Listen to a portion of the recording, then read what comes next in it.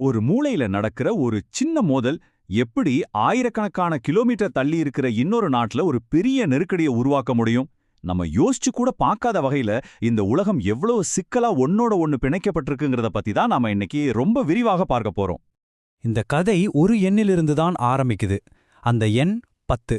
வடகொரியா எந்தவித முன்னறிவிப்பும் இல்லாம ஜப்பான் கடல் மேல ஏவின 10 பாலிஸ்டிக் ஏவுகணைகள். இது ஏதோ ஒரு சாதாரண ஆயுத பரிசோதனை கிடையாது. இது ஒரு செய்தி சொல்லுது. வடகொரியாவோட இந்த ஒரே ஒரு அந்த பகுதி முழுசையும் ஒரு உழுக்கிடுச்சு. உலக அரசியல்ங்கிற இந்த சதுரங்க ஆட்டத்துல நாம கணிக்கவே முடியாத ஒரு புது ஆட்டக்காரர் இப்போ களத்துக்கு வந்துட்டாரு அப்படின்னு பாதுகாப்பு நிபுணர்கள் சொல்ல ஆரம்பிச்சாங்க. சரி, இந்த திடீர் ஏவுகணை சோதனைக்கு அப்புறம் உடனடியா என்னென்ன நடந்தது? அந்த பகுதியோட நிலைமை எப்படி இருந்தது? ஜப்பான்ல பாத்தீங்கன்னா அரசாங்கம் உடனே அவங்களோட நெருக்கடி கால குழுக்களை செயல்படுத்தினாங்க. அங்க இருக்கிற மக்களோட மொபைல் போன்களுக்கெல்லாம் அவசர எச்சரிக்கை செய்திகள் பறந்துச்சு.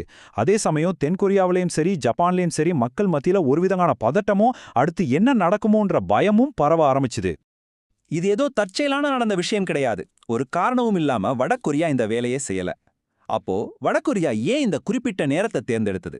இந்த கேள்விக்கான பதில தெரிஞ்சுக்க நம்ம ஆயிரக்கணக்கான மைல்கள் தாண்டி உலகத்தோட இன்னொரு மூலைக்கு போகணும். இப்ப நாம பார்க்க போற இந்த நிகழ்வுகளுக்கு பின்னால இருக்கிற உண்மையான காரணம் நாம கொஞ்சமும் எதிர்பார்க்காத ஒரு இடத்துல, அதாவது மத்திய கிழக்குல நடந்துகிட்டு இருக்கிற ஒரு மோதல்ல தான் அடங்கியிருக்கு. இப்போதைய சூழ்நிலையில அமெரிக்காவோட முழு கவனமும் மத்திய கிழக்கு மேல தான் இருக்கு. குறிப்பா சொல்லணும்னா அங்க ஈரானுக்கும் அமெரிக்காவுக்கும் இடையில பதட்டம் நாளுக்கு நாள் அதிகரிச்சுக்கிட்டே போகுது. இதனால அமெரிக்காவோட ராணுவ தளங்களும் அவங்களோட வீரர்களும் ஒரு பெரிய அச்சுறுத்தலுக்கு உள்ளாகியிருக்காங்க. ஈரானோட ஆதரவு பெற்ற குழுக்கள் பாத்தீங்கன்னா தொடர்ந்து ட்ரோன்கள் மூலமாகவும் ஏவுகணைகள் மூலமாகவும் தாக்குதல் நடத்திட்டு இருக்காங்க. இதனால ஐக்கிய அரபு அமீரகம், சவுதி அரேபியா மாதிரியான அமெரிக்க நட்பு நாடுகள்ல பெரிய பாதிப்புகள் ஏற்படுது. இந்த சூழ்நிலையில அமெரிக்காவுக்கு அவங்களோட ராணுவ தளங்களையும் நட்பு நாடுகளையும் பாதுகாக்க வேண்டிய ஒரு பெரிய கட்டாயம் ஏற்பட்டிருக்கு. மத்திய கிழக்குல ஏற்பட்ட இந்த அழுத்தம் அமெரிக்காவை ஒரு மிக முக்கியமான ராணுவ முடிவை எடுக்க வச்சது. ஆனா அந்த முடிவு கொரிய தீபகற்பத்துல இவ்வளவு பெரிய தாக்கத்தை ஏற்படுத்தும்னு அவங்க கொஞ்சம் கூட நினைச்சு பார்த்திருக்க மாட்டாங்க. மத்திய கிழக்கில் இருந்த அச்சுறுத்தலை சமாளிக்க அமெரிக்கா தன்னோட மிக சக்தி வாய்ந்த ஒரு ஆயுதத்தை அங்கே கொண்டு போக முடிவு செஞ்சது. அதுதான் THAAD. இந்த THAAD அமைப்புனா என்னன்னு சுருக்கமா சொல்லணும்னா, எதிரி நாட்டு ஏவுகணைகள் நம்மள தாக்குறதுக்கு முன்னாடியே ரொம்ப உயரத்துல வானத்திலேயே அதை தடுத்து அழிக்கிற ஒரு அதிநவீன பாதுகாப்பு கேடயம் மாதிரி. இங்கதான் கதையில ஒரு முக்கியமான திருப்பம் வருது.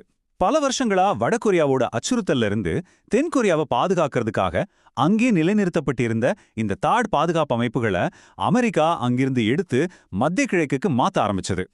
இந்த இடமாற்றம் ரொம்ப அவசரமா நடந்ததால தங்களோட பாதுகாப்புக்கு முழுமையா இந்த அமெரிக்க அமைப்புகளை நம்பியிருந்த தென்கொரியா என்ன நடக்குதுன்னே தெரியாம ஒரு பெரிய கலக்கத்துல ஆழ்ந்ததா சர்வதேச ஊடகங்கள்லாம் எழுத ஆரம்பிச்சாங்க. அமெரிக்காவோட இந்த ராணுவ இடமாற்றத்தை வடகொரியா எப்படி பார்த்ததுங்கிறது தான் இந்த விஷயத்திலேயே ரொம்பவும் சுவாரஸ்யமான ஒண்ணு. வடகொரியாவோட பார்வையிலிருந்து பார்த்தா இது அவங்களுக்கு கிடைச்ச ஒரு பொன்னான வாய்ப்பு. தங்களை கண்காணிச்சிட்டு இருந்த அமெரிக்காவோட கவனம் இப்போ வேறொரு பக்கம் திரும்பிருச்சு. அதனால தங்களை கேள்வி கேட்கவோ தடுக்கவோ இப்போ யாரும் இல்லைங்கிற ஒரு சுதந்திரம் அவங்களுக்கு கிடைச்சது. இதத்தான் ஃப்ரீ ஹேண்ட் அப்படின்னு சொல்லுவாங்க. இதுல நாம புரிஞ்சிக்க வேண்டிய முக்கியமான விஷயம் என்னன்னா, இது நாள் வரைக்கும் அமெரிக்காவோட ராணுவ பலத்தால ஒரு கட்டுப்பாட்டுக்குள்ள இருந்த வடகொரியா இப்போ அந்த பாதுகாப்பு கேடயம் விலகின உடனே தன்னோட புது ஆயுதங்களை எல்லாம் சோதனை செஞ்சு பார்க்கவும் அந்த பகுதியில தன்னோட ஆதிக்கத்தை காட்டவும் ஒரு அருமையான வாய்ப்பா இதை பயன்படுத்திக்கிச்சு. இந்த செய்தி உலகம் முழுக்க பரவ ஆரம்பிச்சதும் இது சம்பந்தமா பல தவறான தகவல்களும் வதந்திகளும் இணையத்துல வேகமா பரவ ஆரம்பிச்சது. வடகொரியா ஏவுகணை ஏவனதுக்கு வேற சில காரணங்கள் இருக்குன்னு கதைகள் பரவ ஆரம்பிச்சது. அதுல முக்கியமா பரவின ஒரு போலி செய்தி என்னன்னா, ஈரான்ல இருக்கிற வடகொரிய தூதரகத்தை இஸ்ரேல் தாக்கிடுச்சுனும் அதுக்கு பழிவாங்கிறதுக்காக தான் வடகொரியா இந்த ஏவுகணங்களை ஏவி இருக்கணும் சொன்னாங்க. ஆனா அது ஹாண்டான உண்மையே கிடையாது. எல்லா ஆதாரங்களும் ஒரே ஒரு விஷயத்தை தான் தெளிவா காட்டுது. அமெரிக்க ராணுவத்தோட இடமாற்றத்தால ஏற்பட்ட அந்த பாதுகாப்பு வெற்றிடத்தை வடகொரியா தனக்கு சாதகமா பயன்படுத்திக்கிடுச்சு. அவ்வளவுதான். இந்த சம்பவங்கள் எல்லாம் எப்படி ஒரு சங்கிலித் தொடர் விளைவை ஏற்படுத்தி அந்த பகுதி முழுசையும் ஒரு பதட்டமான சூழலைக்கு தள்ளுச்சுன்னு இப்ப பார்க்கலாம். தென்கொரியாவை பொறுத்த வரைக்கும் இது ஒரு திடீர் ஆபத்தை அவங்களுக்கு உருவாக்கியிருக்கு. அவங்களோட பாதுகாப்புல ஒரு பெரிய ஓட்ட விழுந்த மாதிரி ஆயிடுச்சு. இதனால பதட்டமான தன்னோட நாட்டு மக்களை சமாதானப்படுத்த அந்நாட்டு அதிபரே நேரடியா வந்து பேச வேண்டிய ஒரு சூழ்நிலை உருவானது.